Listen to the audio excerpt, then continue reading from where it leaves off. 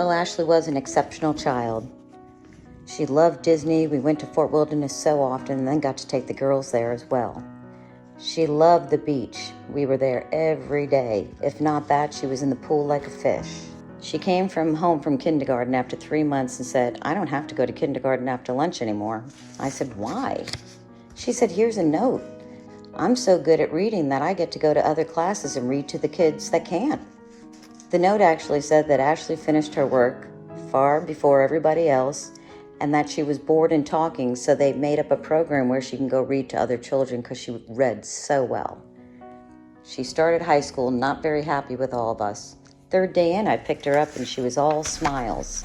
I said, "Good day." Her response was, "I am so popular. People are so nice here."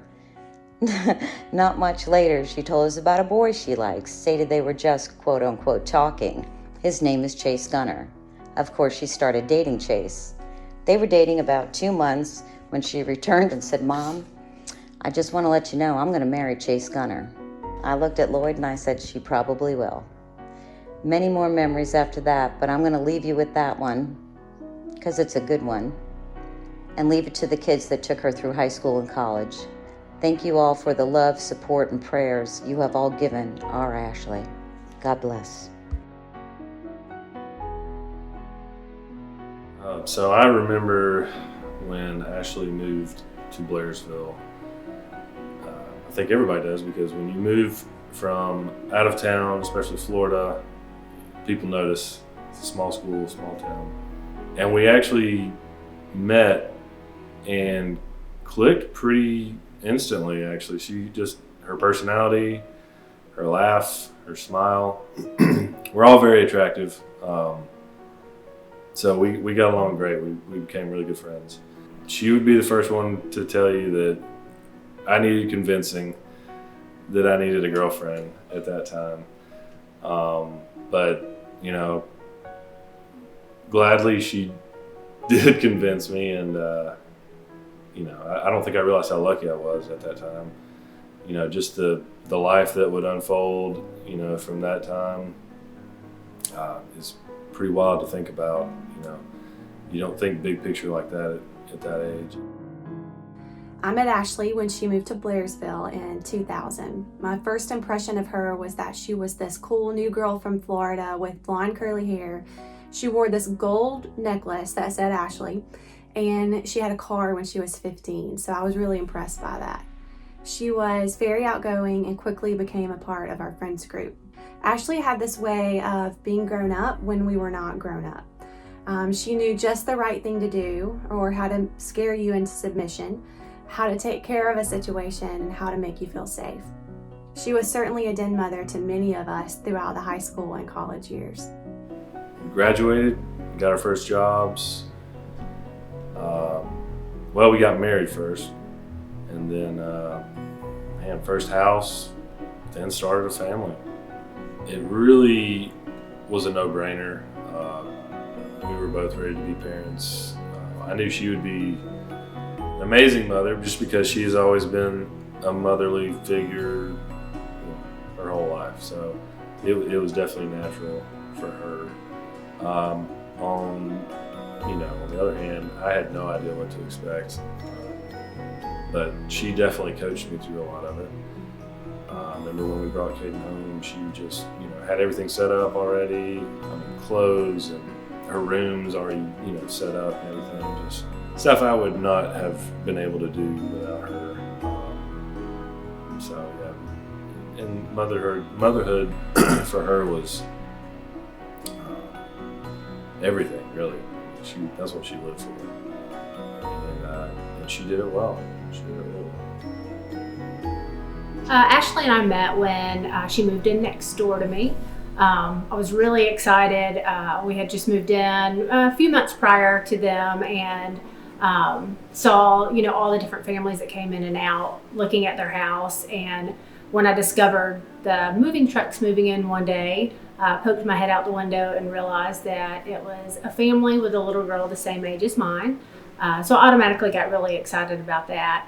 And then noticed that Ashley was dressed in a fleece pullover and yoga pants, which is like my prime uniform at all times, so I knew right away that we would be fast friends. My favorite memory of Ashley is just watching her become a mom, or be a mom, and us being moms together with our girls, taking them out on a lot of fun adventures and doing girly things with them. We always managed to finagle them being on the same soccer team together. And so sitting on the sidelines with her was always one of my favorite things. Watching the girls and the pride that we had and watching them play in those leagues together was a lot of fun. One of my other favorite memories of Ashley, of course, is her infectious laugh. I can still close my eyes to this day and hear her laughter in my head. You could walk into a crowded Walmart or restaurant, and if you heard that laugh, you would know exactly who it was. Ashley and I met because my wife, Ashley, and I moved into the same neighborhood as Ashley and Chase a few years ago. We have 2 young children. They're about the same age. So when we were moving through the neighborhood and meeting new people, and we came down to what we now call the cul-de-sac, there was like 10 families, and one of them was Ashley and Chase with their girls. So Ashley's legacy to me is just how cool she was. Ashley was probably my coolest friend. No matter where we were or who we were hanging out with, it was definitely kind of Ashley's attention, I think, that I was trying to get, because she was so much fun to hang out with, and she always had a quirky response or something funny to say. I used to joke sometimes that I felt like she was a mix between Ellen DeGeneres and LL Cool J. She used to have this shirt that said chemo and gangster rap, and that was definitely Ashley. There are just so many inside jokes and text messages and phone calls. Most of them I definitely can't talk about on this video. But she was the coolest person, and not everybody has the ability to do that. Ashley was a parent at University Child Care Center when I first met her. She had expressed interest in potentially getting a job at University Child Care Center. So when we spoke with her, it was very, very evident that she was going to be a huge asset to our team, and everybody loved her, including me. So we quickly hired her, and the rest is history. Sometimes the employer-employee relationship is a little bit weird in that you can never really break past that and break past those barriers. And with Ashley, that was not the case. Ashley, it felt like you were working with a friend, and not only to me, but to everybody that worked with her. So she was easily just able to break down those walls, and it felt like every time I interacted with her, I was working with an old friend, and old friends were trying to solve problems together.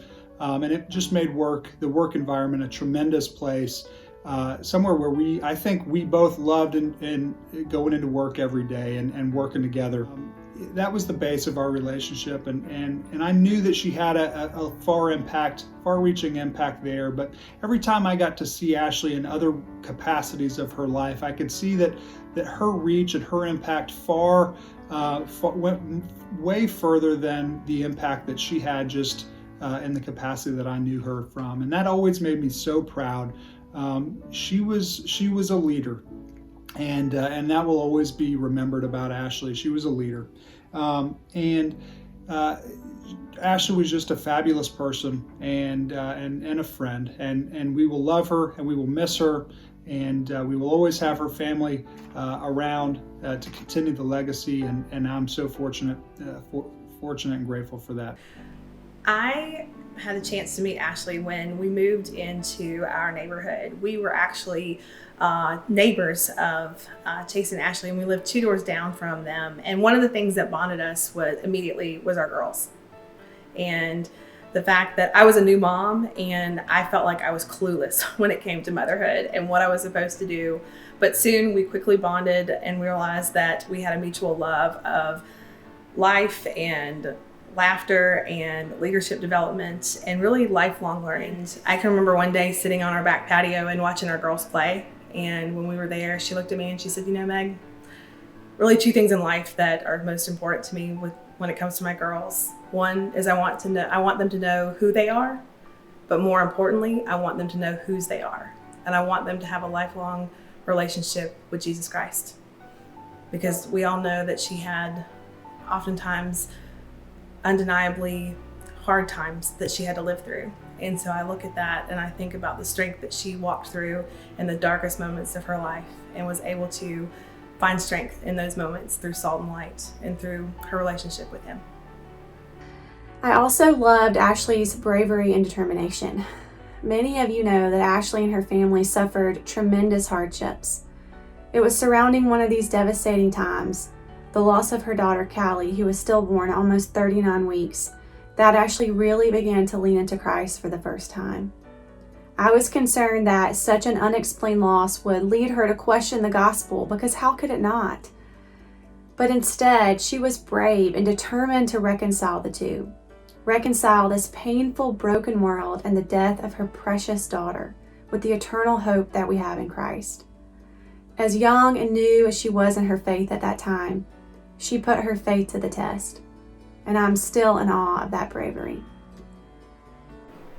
And that was a defining moment, I think, for me and Ashley. She obviously took it a lot harder than I did because she carried Callie. She had that bond. Really affected her, but I saw a lot of strength out of that. She changed. We all did. Everyone changed for the better, I think. She was stronger, more loving. I think that was really just a turning point for all of us. That's kind of when our lives became a little chaotic, I guess. A year or so later, we tried again, got pregnant with Kellen. After about a year, Kellen was a year old, she had some lumps in her breast that we just assumed were clogged ducts, but they didn't go away, so we decided she ought to go get checked out. And obviously it turned out to be cancer. Still remember that whole deal. I remember that every detail like it was yesterday. Getting the call and all the doctor's appointments. That's when our world really changed. We met at chemo treatment several years ago and instantly connected. We would sit at chemo week after week and talk about our stage 4 diagnosis and being young, talk about our families, our kids, our jobs. We would just talk for hours and let the time pass by, and before you knew it, it was time to go home. Ashley just had a positive outlook and always had a smile on her face. She kept everybody laughing and smiling and engaging in conversation in that chemo room all the time.